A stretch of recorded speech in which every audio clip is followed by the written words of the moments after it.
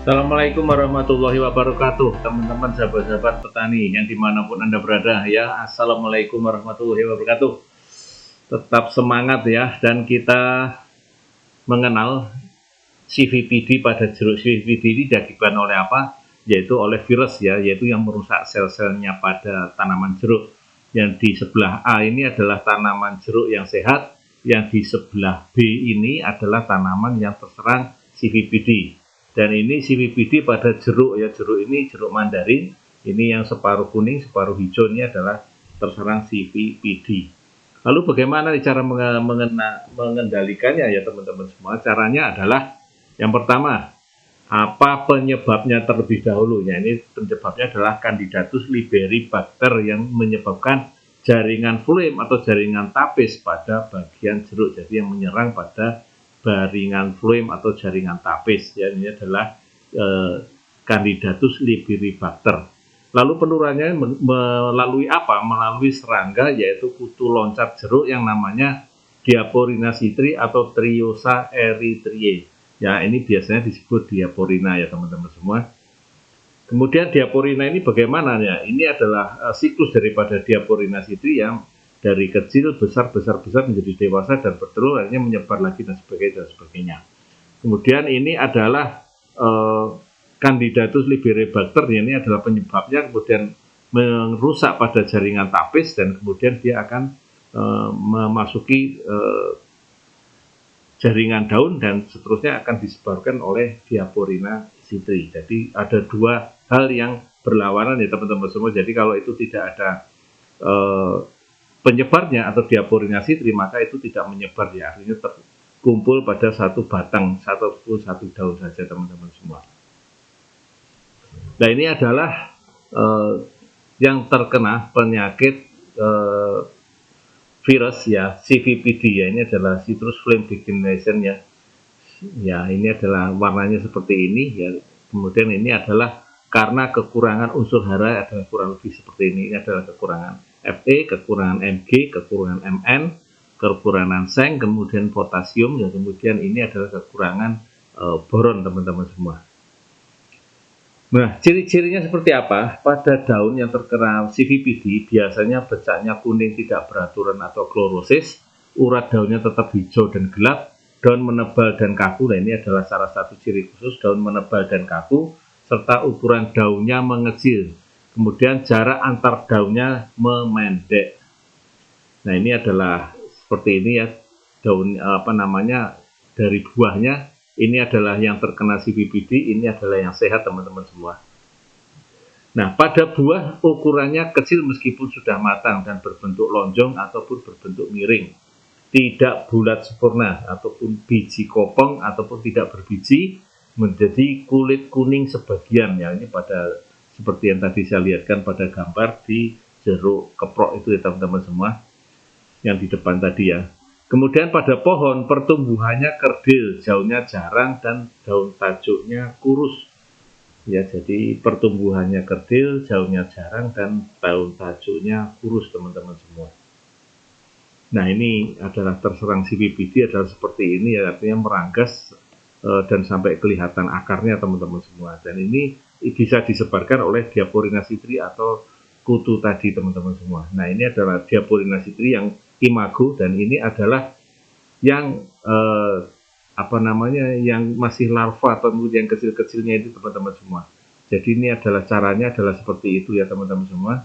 Ini larvanya adalah menggantung ya, ataupun menggantung seperti ini kecil, dan kemudian ini kalau sudah besar adalah kurang lebih seperti ini. Ini kurang lebih sekitar 2 cm teman-teman semua, maksimal ya, 1-2 cm teman-teman, kecil-kecil.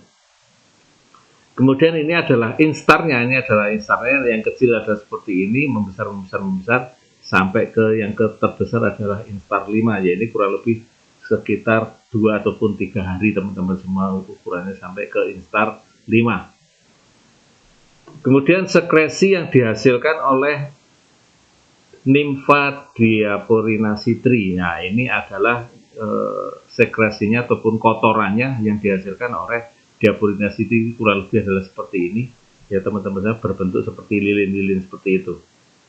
Kemudian kalau kita lihat dari mikroskop, ini adalah seperti ini ya, ini adalah di bagian batangnya, ini infeksinya sudah cukup luar biasa, ini diperbesar 40 kalinya, jadi daun yang terserang CVPD adalah yang ini masih sehat, kemudian yang ini sudah sakit CVPD. Nah, kemudian cara penularannya bagaimana? Cara penularannya yang pertama adalah mata tempel yang terserang CVPD ditempelkan pada mata tempel yang tidak terserang CVPD, maka mata tempel tersebut akan menyerang CVPD yang sudah menyerang ke CVPD, kemudian merajalela ke tanaman yang baru atau yang ditempelkan. Kemudian alat yang digunakan untuk memotong tanaman yang sakit. Jadi kalau sudah memotong jeruk CVPD terkena CVPD, jangan digunakan pada tanaman yang sehat, teman-teman semua. Ini akan menyebarkan penyebarannya oleh kita sendiri ya teman-teman semua. Nah, ceritanya bagaimana Diaporina citri ini? Jadi vektor Diaporina citri ini baru dapat menularkan setelah 48 jam menghisap tanaman yang sakit. Jadi sekitar 48 jam ataupun 2 hari.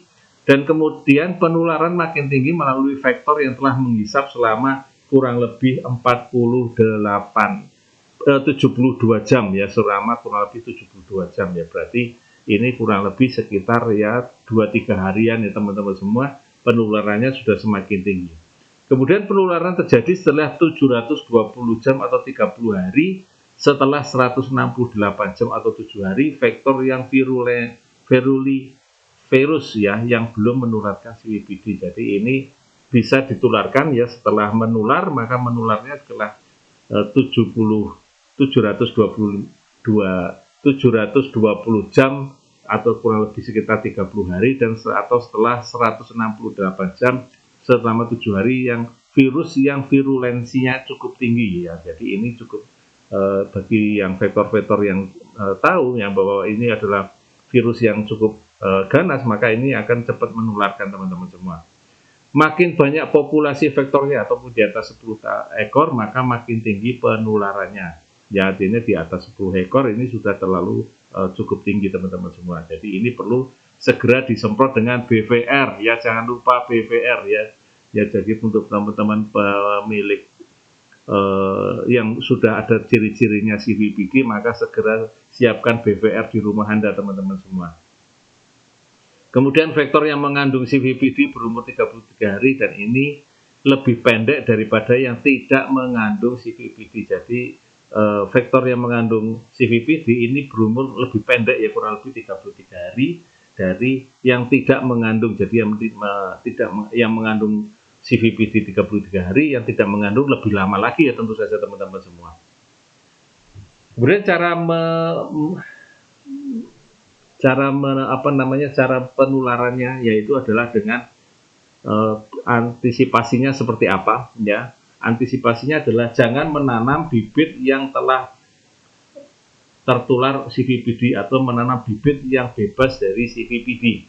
Ya, ini penting ya teman-teman semua. Jadi bebas, jadi setelah kita misalnya mau beli jeruknya kita biarkan dulu kurang lebih sekitar 1 minggu di ruangan bebas yang bebas, kemudian kita nanti masuk ke lahan kita ya. Jadi jangan langsung ditanam di lahan ya kita sendiri kalau kita misalnya memberi bibit yang baru ya teman-teman semua. Kemudian melakukan pengendalian vektor dengan BVR. Jadi kalau kita membeli bibit yang masih baru, maka kita sebaiknya semprot dulu dengan BVR, baru kemudian kita tanam di lahan kita ya teman-teman semua. Nah, kemudian pemantauan dan pemusnahan tanaman yang telah terserang. Ya, ini tentu saja kita harus memantau dan memusnahkan tanaman yang telah terserang. Ya, seperti tadi kita semprot dengan BVR. Nah, kita tahu bahwa sampai mana tanaman itu sudah mulai terserang. Kemudian tanaman budidaya tanaman yang sehat ya dengan pemupukan yang berkembang, artinya ini bukan dengan pupuk kimia ditambah dengan pupuk organik yang dari PT Natural Nusantara. Ada Supernasa, ada Granul Organindo, ada Ponutrisi ataupun dengan Fluitop, itu nanti bisa kita sampaikan ya di sesi yang berikutnya. Nah, kemudian ada karantina. Nah, karantina ini penting untuk menjaga supaya bibit ini tetap bebas dari CVPD. Ini adalah bakteri Liberibacter ya. Ini adalah kutu kentang yang memakan kentang dan menginfeksinya dengan Candidatus Liberibacter solanatum. Artinya bakteri penyebab penyakit zebra chip. Nah, ini cukup kecil ya teman-teman semua. Dan ini tadi juga cukup kecil ya hamaannya tadi ya, vektornya tadi yang untuk gitu. Jadi ini kecil-kecil tapi cukup ganas teman-teman semua untuk CVPD. Nah, baik teman-teman semua, ya itu tadi tentang CVPD ya, siklusnya dari nimfa ataupun nanti dari dewasanya Diaporina sendiri, dan juga tentang penyakit CVPD itu sendiri, bagaimana cara mengatasinya dan karantinanya. Ya, itu tadi cerita, mudah-mudahan bermanfaat dan tetap semangat dan semangat